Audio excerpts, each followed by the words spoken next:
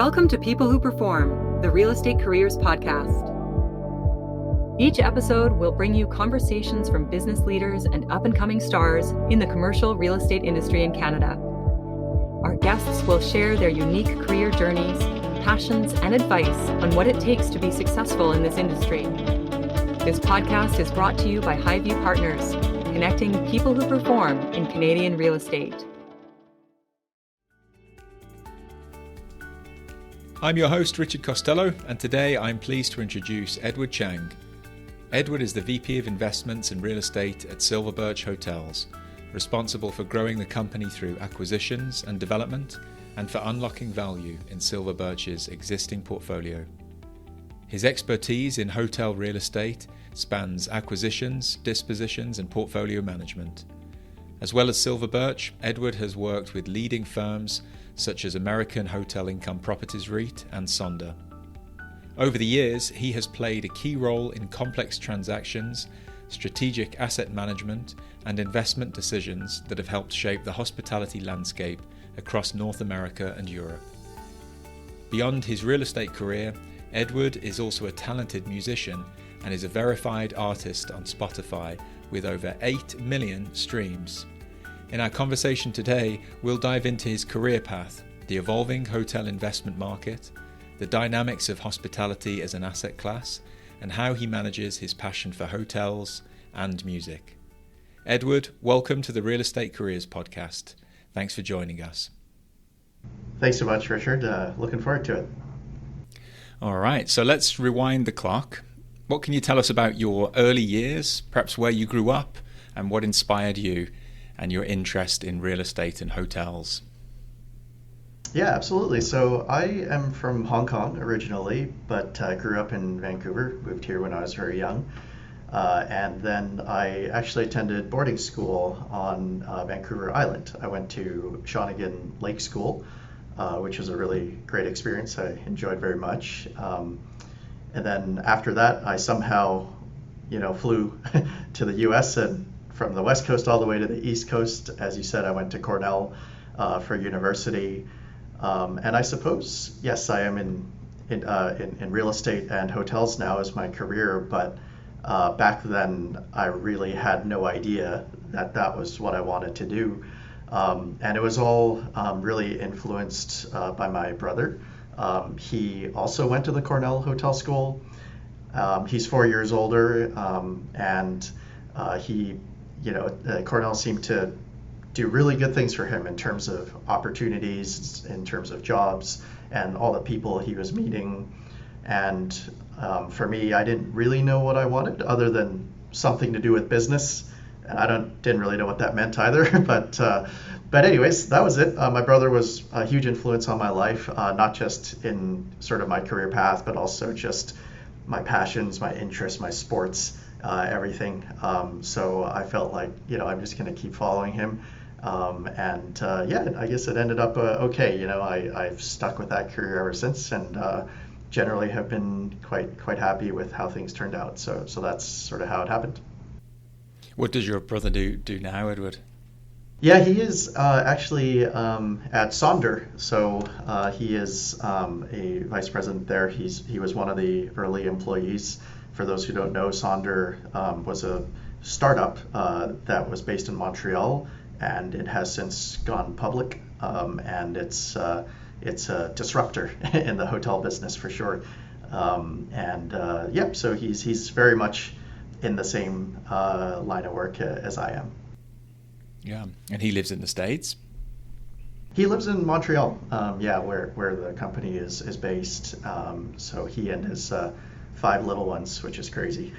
but yes, he's doing good. Yeah. Okay, well, early in your career, you worked at Goldman Sachs, managing a large hotel portfolio. So I guess what were some of the biggest lessons you took away from that experience? Yeah, I wish I had something really brilliant to say here, but I don't. I think for me it was just health and the importance of it.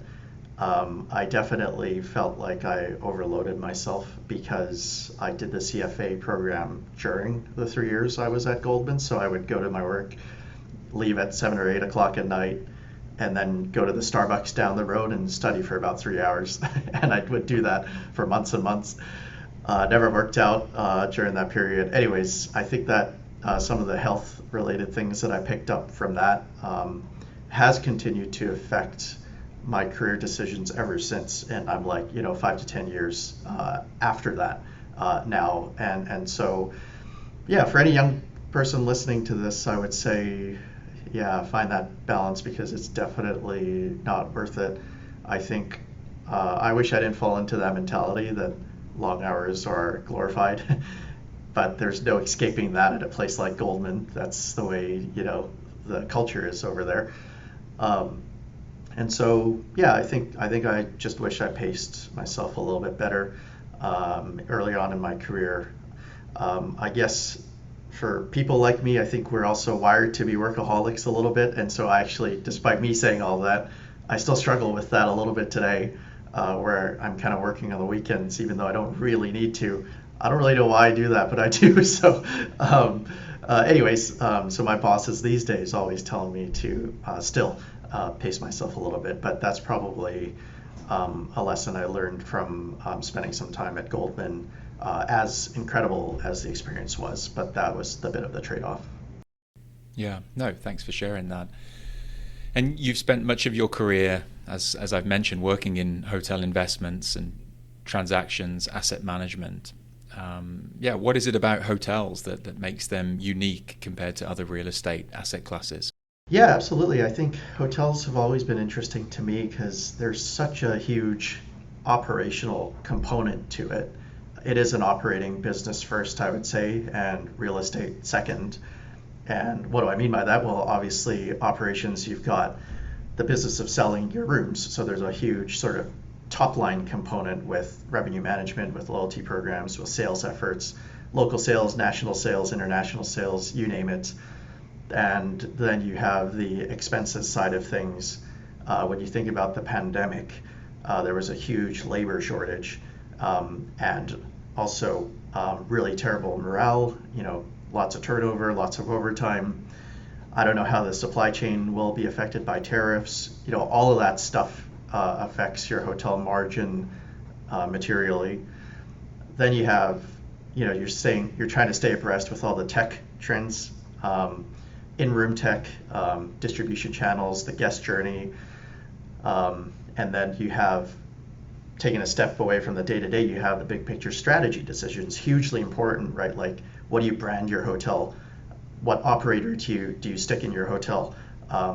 Do you renovate now or do you renovate in 2 years? What informs that decision? And then lastly, there's the customer aspect. Obviously, we are very much a guest service business. So how are your NPS scores, your guest satisfaction scores, etc. I would say operations actually is so important that I remember when I was at Goldman, the managing director of our hotel group made all of the new interns and analysts go work in a hotel for several months, which is very surprising, right? You show up to Goldman thinking, okay, I'm going to be this, financial modeling wizard, but no, you're cleaning toilets for 2 weeks or 2 months. And that's how important the operations side is to being a successful hotel real estate investor. And I think the last point I'll make on this is, I became a hotel asset manager quite early in my career, in my 20s. And if I didn't have some hotel operations experience, it would have been very difficult to show up to these hotels and influence a very seasoned general manager, and influence him or her on maybe some ideas and what to do. So operations gave me that bit of credibility, at least. So yeah, I think that's probably the main difference when you compare it to office and retail and residential and things like that. And in Vancouver, we hear a lot about hotel shortages. What's your take on that? Are we undersupplied? Is there help on the way? Yeah, definitely yes to both answers. I do think it's a very exciting time for hotels in Vancouver. Lots of new projects being proposed or announced. I know of a bunch in downtown, Broadway corridor, even Granville Island recently had an article, heard about a project in Surrey, etc. So I think I guess the point here is that the relief doesn't have to all come from downtown. It can come from, the rest of Vancouver, let's say. And yeah, I do think in terms of is help on the way, yes, I think it's more in the form of mixed use projects rather than standalone. And there's, I think, a few reasons for this in Vancouver. Condos, firstly, have always been highest and best use, so it's hard to convince an owner or developer to build a hotel instead. But some of these, adding a hotel is conducive to potentially maximizing your FSR, your buildable square footage. So people might do that as well. And finally, we see this in Vancouver too, but having a hotel can really help your residential sales. You think about branded residences like, we have the Fairmont Pacific Rim, which has resi. You have the Rosewood, Shangri-La, the Paradox, all of that has a hotel and resi component. So there could be some synergies there for sure. But yeah, I don't think we'll see a lot of standalone hotels, but yeah, definitely some exciting mixed use projects on the way. And I would say SilverBirch, my employer here, is quite well poised to hopefully participate in all of that. We are a hotel owner and developer and operator, and yeah, we'd love to sort of be in that as well. So it's an exciting time for me personally as well. Yeah, I mean, there's some big events coming to the region with my mind goes to the World Cup, but you do kind of think like where are all these fans going to stay? Absolutely, and hopefully there'll be some projects ready by then. And yes, I'm rooting for England for what it's worth. So yeah. And how do hotels compare to multifamily or office in terms of risk and return? Like what makes hospitality real estate a compelling investment? Yeah, for sure. So it's higher risk and higher return, firstly. So if you talk about cap rates, yeah, probably 200, 300, 400 basis points wider than, say, multifamily, office, etc. I think it's driven by a few things. It's operationally intensive, which is what I was talking about earlier. It's capital intensive. The brands, the big brands, Marriott, Hilton, requires cyclical renovations. And hotels, as expected, should have a little bit more wear and tear. You got a lot of people coming through. And when it's not their own home, they're probably, more inclined or less inclined to not trash it, let's say. So there's that. And the industry as a whole is just more tied to discretionary income than probably other industries, right? Travel, right? So for those reasons, it's a little bit higher risk. I would say, in terms of it being a compelling investment, it is, but it's not for everybody. It is specialized, complex to get right. I think you only need to look at Canada as the example, where pension funds used to be invested in hotels, but they're out, mostly out. There used to be some hotel REITs in Canada, but those are all gone. So I suppose there's not a lot of institutional capital chasing this stuff anymore. I guess frequently it's private, maybe it's family, maybe it's offshore that's investing in hotels, and there's very little transaction activity in Canada because people are typically buying and holding, and it's probably generational. They're never getting rid of it. So deal flow is an issue. But I will say though, if you can get it right, it could be very rewarding. And how the question becomes, how do you get it right? And I think you just have to be a really good asset manager, in my opinion. In fact, I'm reminded of a good quote from an old boss. He would used to say, a good hotel owner is a great asset manager. And so you just have to be ready to roll up your sleeves, learn every little thing about the business of hotels and all the operational issues that come with it. And you should be successful. But I do think it's a very good place to be in the years to come. hotels have always been a great inflation hedge, right? You're selling daily leases, what we like to call it. You're repricing your rooms every day, every minute, in fact. The demographics are conducive to a really, good hotel industry. You've got, retiring baby boomers who are wealthy. You've got millennials like myself who are, for me at least, settling down later in life. Dual incomes, a lot of travel. You've got probably a continued rising middle class in China over the next 10, 15 years that will travel. So, and I think it's fair to say that generally all age groups are chasing experiences rather than things. I think we hear that a lot these days. And finally, I'm involved with some other sort of groups as well, at least previously when I was doing some consulting. So, for example, Cabot Golf, I know them very well. They're doing extremely well selling luxury golf experiences. I see Ritz-Carlton Yacht Collection come up on my Instagram feed all the time. It's affecting other lines of business too. I think just to summarize, I guess I think it's a wonderful set of fundamentals to work with here, and I'm certainly excited to continue to be a part of it. Yeah, that was a fantastic answer. Thank you very much. Post-pandemic, we've seen shifts in travel patterns, like short-term rentals and changing hotel demand. Where do you see the hospitality sector heading in the next 5 to 10 years?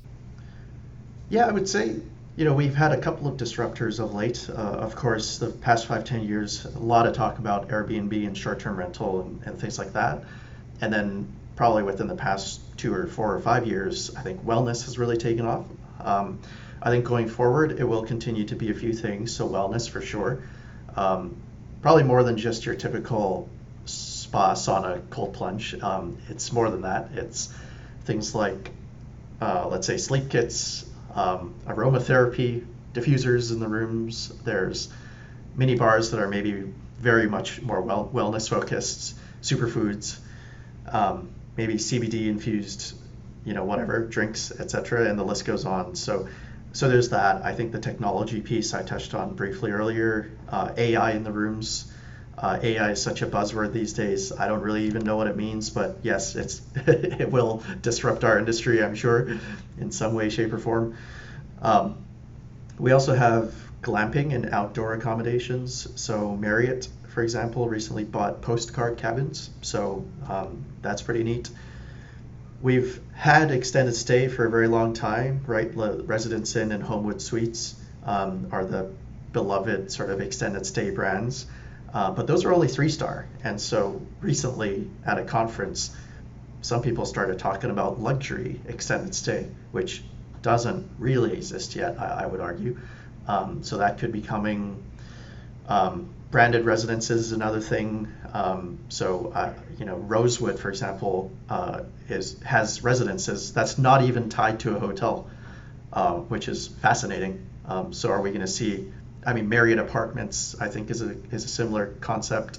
So that's a newish thing. Luxury yachts, luxury golf that I touched on earlier. And some of the projects that I worked on in the UK was also transforming what a hotel building would look like. So it's not just the hotel anymore, but there's that huge wellness component. There's an amazing gym. There's the food and beverage, but there's also a members club and also co-working space. And the idea is that this building becomes your one-stop shop for when you travel, or even if you're local. But basically to get your wellness, your food, your social, your sleep, all in one place. And there's also a wonderful sense of community from something like that. So I've listed a bunch of things there. I think those are probably the things I'm watching, at least in terms of trends in the next 5-10 years. Is there a country that's at the leading edge of kind of these types of hotels? If you had to name one place? Yeah, I would say where I saw all of that was mostly in London. I think it had the critical mass. I think it had, there's so many different communities. Like you think about Soho is different to Marylebone, is different to Mayfair, is different to Southwark. I don't know. So there's so much local. There's so much foot traffic, so much culture, where something like this actually kind of works. This might not work as well in West End, Vancouver. I don't know. I'm just making things up, right? It's just maybe slightly different. I think. But hey, maybe it will. But I guess to answer your question, yeah, I think maybe Europe and London feels like a little bit more of a trendsetter on this one. Is my opinion. I don't really see this in the U.S. quite yet. They're still building their standalone Hampton Inns and Homewood Suites and all of that, which are perfectly great for the U.S. type of consumer and the U.S. drive-to traffic, for example. Are you looking for a specialized recruiting partner to connect you with the people who perform in commercial real estate? At Highview, we partner with some of Canada's leading real estate companies. From national landlords, institutional investors, REITs and service providers, to local developers, third parties, and private family businesses. We are passionate about the Canadian real estate industry and enjoy discussing what's happening in the market. We also provide insight and advice on hiring trends, compensation benchmarking, career roadmaps, networking opportunities, and much more. Visit us at highviewpartners.ca or contact us directly to discover how we can connect you to people who perform. Turning to your career journey, at American Hotel Income Properties REIT, you led acquisitions, dispositions, and asset management for a large US portfolio. Can you share a memorable deal or challenging situation you navigated during that time? Yeah, it was very challenging for sure, because it was during the pandemic and shortly after. I was there 2021 onwards. And yes, I think the stock price was way down because of the pandemic, and as a result your leverage ratios were way high and excess cash was limited. We had, I mentioned earlier, labor shortages and supply chain issues during the pandemic. And I think the most challenging thing I faced, which I had never really had to think about yet in my career up until then, was a sort of classic trilemma that I call, and it's essentially, if you have a bit of excess cash, what do you do with it? Do you use it to delever in the hopes that your improved leverage ratios help your stock price? Do you return the capital to your shareholders by resuming the dividend, which we had cut during the pandemic, in hopes to support the stock price, because that must be a sign that things are decent over at the company. Or the third thing is, if you don't choose to do or delever, or don't choose to sort of return capital, you could use it to grow. And by growing, and you do a great deal, that should theoretically help the first two things I talked about. Now, what if you do any one of those things and it just doesn't work? Well, you just wasted a bit of cash. You did a bad deal. It's non-accretive.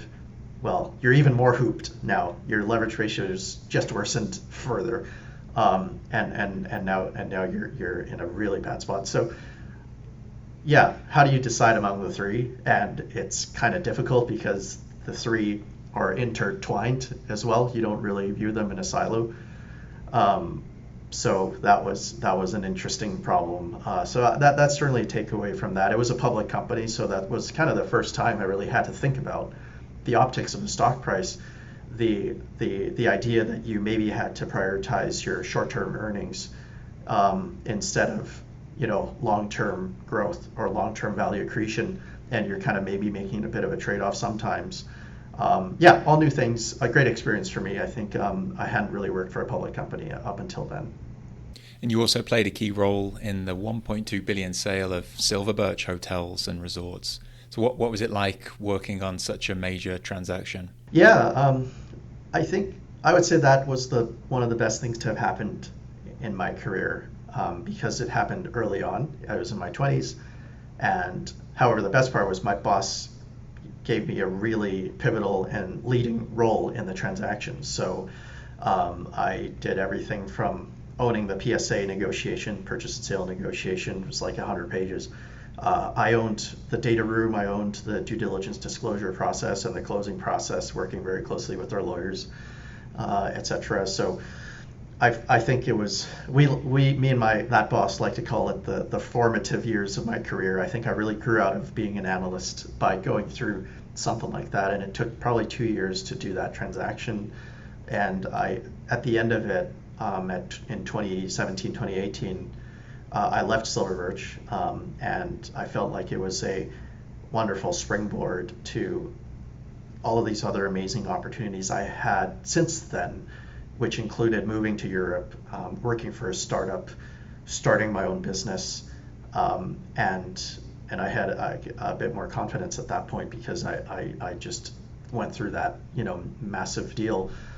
And sort of 6 years later, 2024, I returned to SilverBirch, and it's a wonderful full circle moment for myself, where I now actually lead the investment function.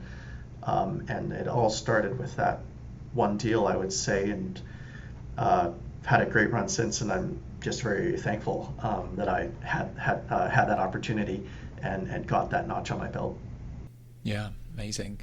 And you mentioned about starting your own business. So you founded Abbey Hotel Advisors in 2020. What inspired you to start your own firm, and what kind of projects did you focus on? So I moved back to Vancouver during the pandemic. I was with Sonder in London, and I just decided, hey, I'm just going to wait things out back home, because the London lockdown was quite terrible versus Vancouver in Canada at the time.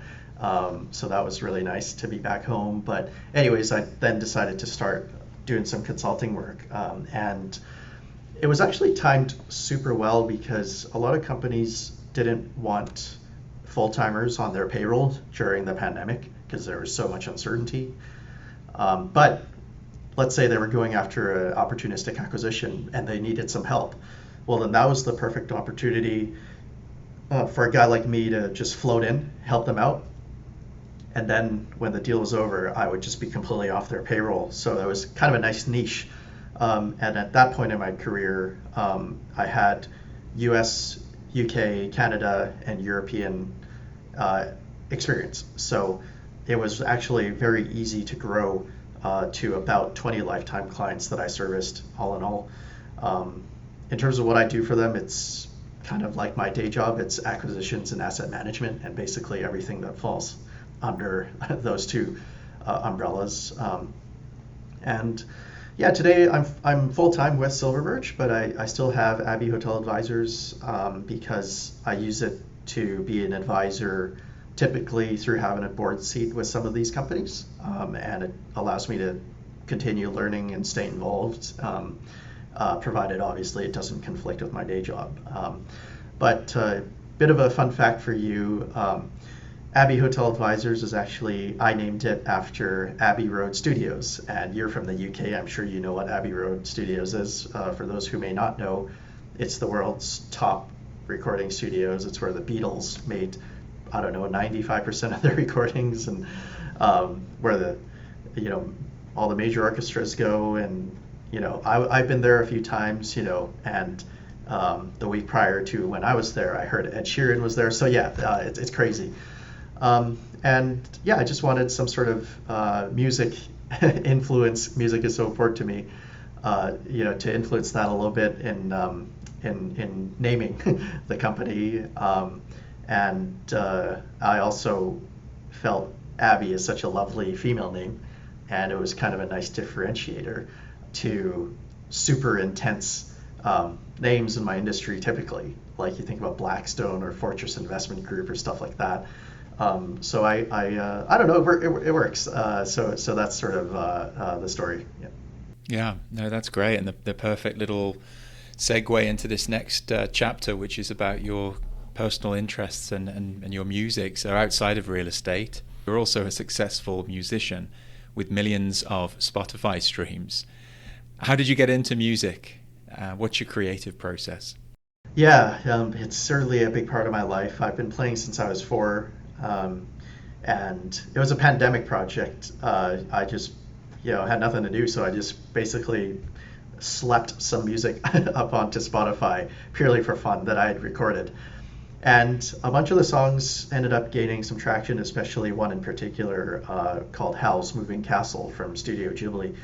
And that one has, I don't know, almost 7 million streams now. And that has, I'm very thankful that happened, because that's actually told me that, oh, there's something here. Maybe I can make this a bit more serious. So I've stuck with it ever since the pandemic.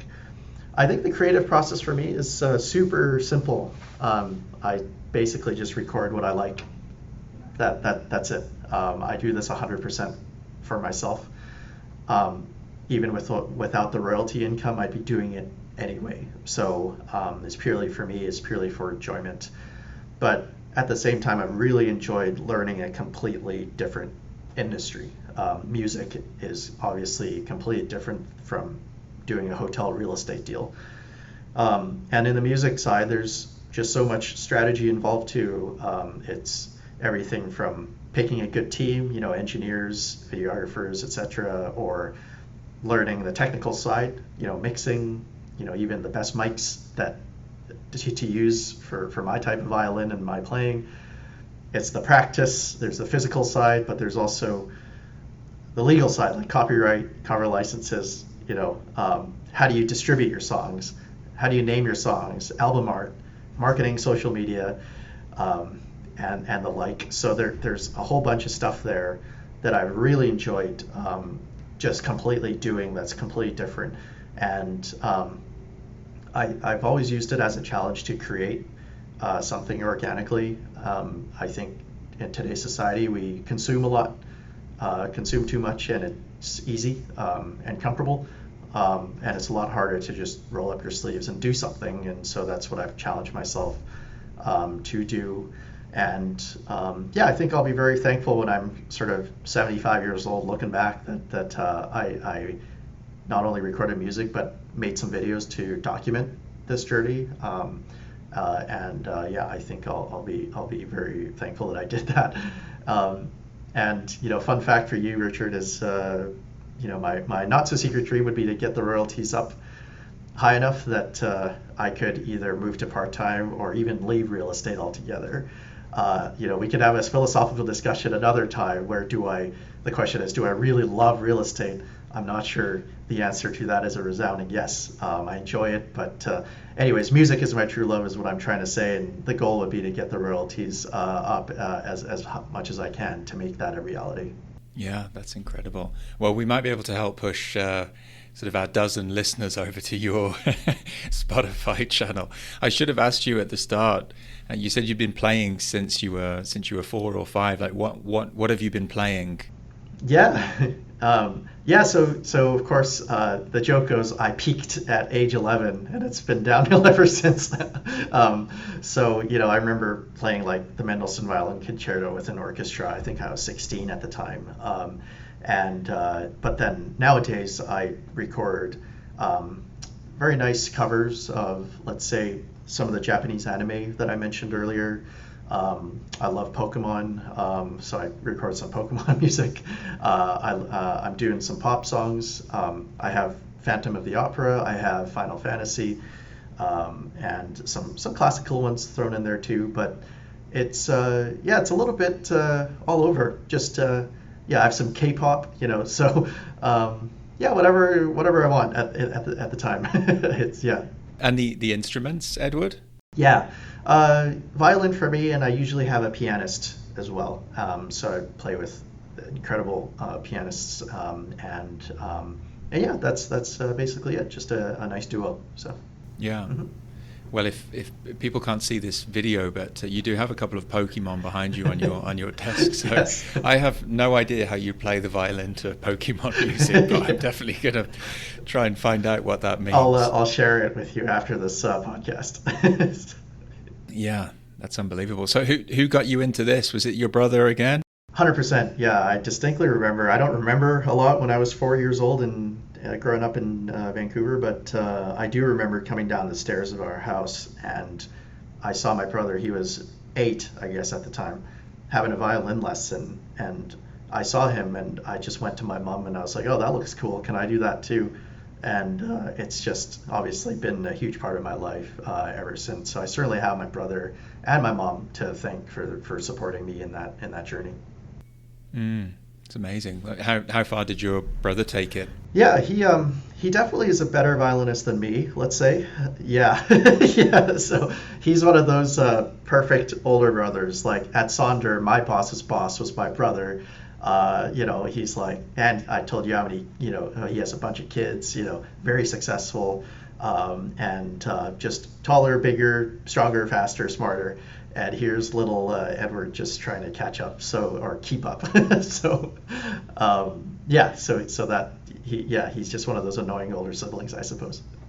Yeah, he sounds very annoying. But he'd be a good guest by the sounds of it as well. Yes, he would. Absolutely. Yeah. Well, that's very cool.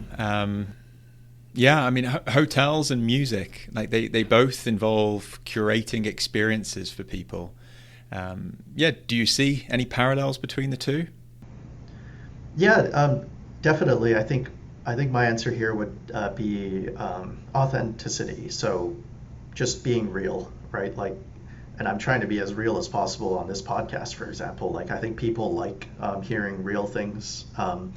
I think with hotels, people are seeking those authentic experiences.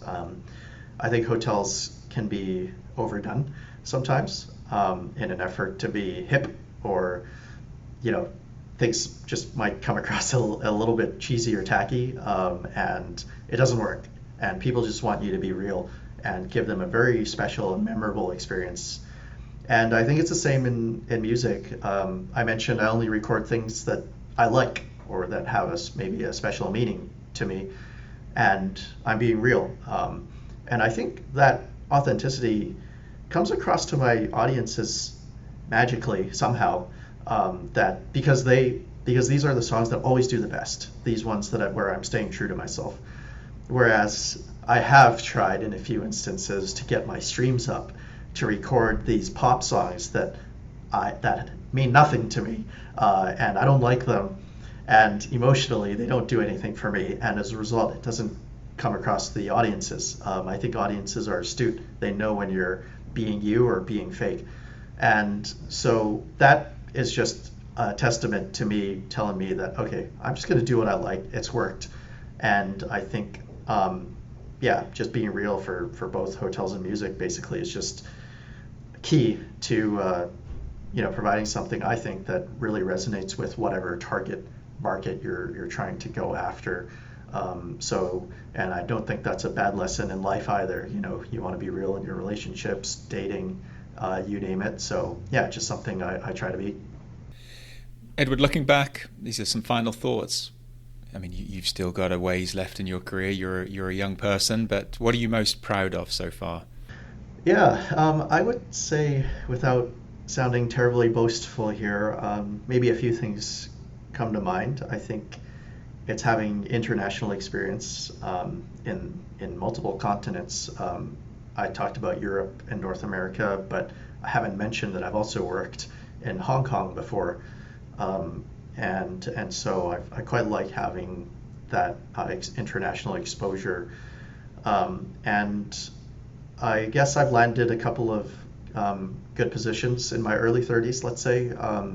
They were vice president and managing director level positions, which I think, coming out of Cornell at age 22, to have reached those positions, call it around within a decade, I would have 100% signed up for that if you told me that was going to happen coming out of school. So I'm very happy about that. And then finally, I took a run at entrepreneurship, which I have a little bit on the side still. That running that successful advisory practice, and landing about 20 clients, as I said, with pretty much no marketing, I might add, is something I'm truly very proud of. And so I think those are the main ones. Yeah, that's a good list. So what advice would you give to young professionals? Well, I'd like to ask this question. Yes. So I don't pretend to know everything for sure. However, what I would say right now is I think I talked about that big deal I did and how impactful it was. And that was all thanks to having a good boss and the right boss for me and the right mentor for me. This guy just completely, I think, turned my career around. And so I would say that finding a good boss or a mentor is going to be more important than the company that you actually work for. And so at Goldman, I had I don't want to say not so great boss, but maybe a boss that didn't really resonate with me.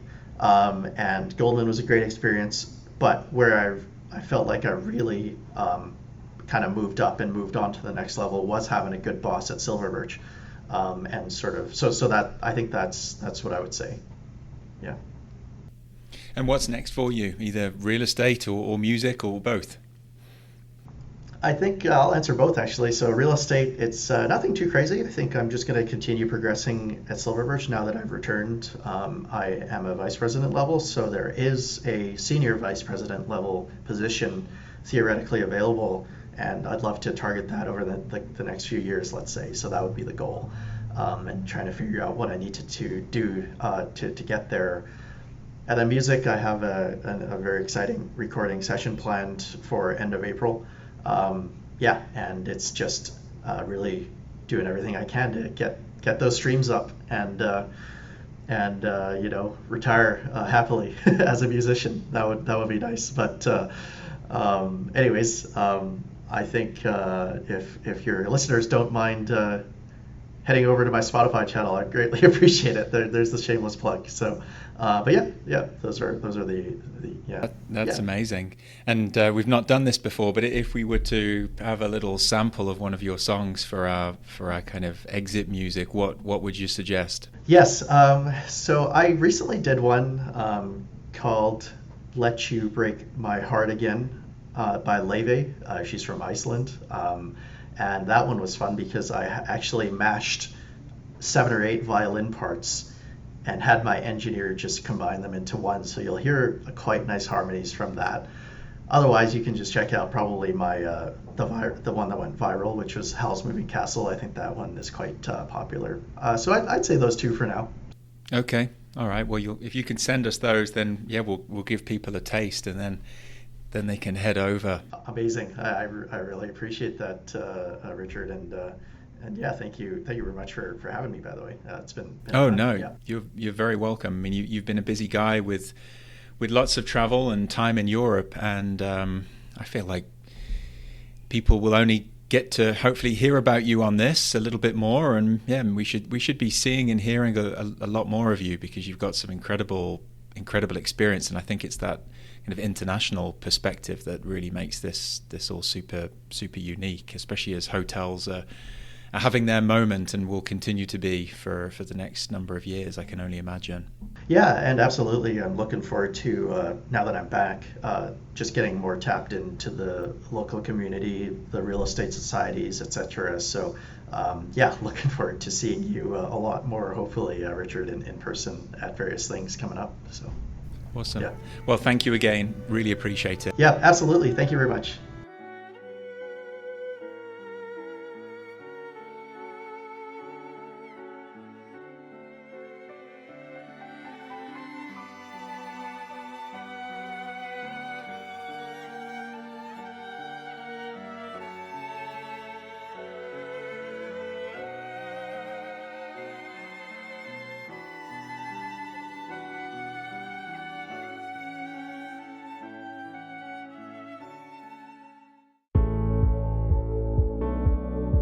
Thank you for listening to People Who Perform, the Real Estate Careers podcast brought to you by Highview Partners, a talent search and recruitment firm focused exclusively on Canadian real estate. If your real estate team is looking to find the best next hire, or if you're ready to make the best next move in your career, then reach out to Highview Partners today. Follow us on LinkedIn and visit us at highviewpartners.ca.